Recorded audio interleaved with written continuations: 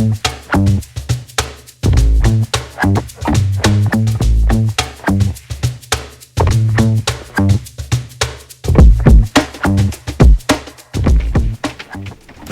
Émilie.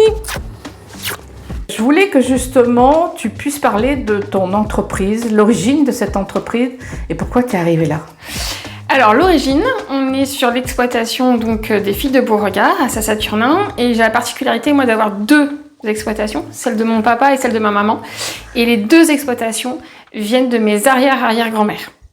Des femmes chefs d'entreprise, il y a ça quelques centaines d'années quoi. D'où le nom. D'où le nom les filles de Beauregard, tout à fait. Parce que ça a toujours été que des femmes? Non, pas que des femmes, parce que y a mon papa, il y a mon grand-père, etc.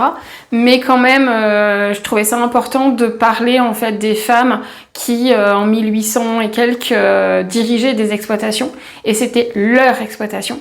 Et c'était important à l'époque de bien préciser que c'était leur exploitation et pas celle de leur mari. Voilà.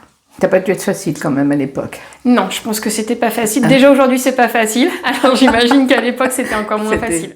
Moi avant en fait j'ai été ingénieure en agroalimentaire, j'ai travaillé en pâtisserie et en chocolaterie et il y a à peu près 10 ans j'ai repris l'exploitation et je voulais du coup allier la transformation avec la production. J'avais envie d'aller voir aussi ailleurs ce qui se passait, comment ça se faisait avant de reprendre l'exploitation. Et du coup, tu as repris l'exploitation suite à ta maman ou vous avez commencé à travailler ensemble? On a commencé à travailler ensemble. Chacune avait son entreprise. Et puis, il y a 3 ans de ça, j'ai repris l'entreprise de maman. Voilà. Toute seule? Toute seule. Donc encore une femme? Oui, encore une femme, tout à fait. Donc j'ai planté des noisetiers en me disant ça prend, c'est bien, ça prend pas, c'est pas grave. Enfin voilà.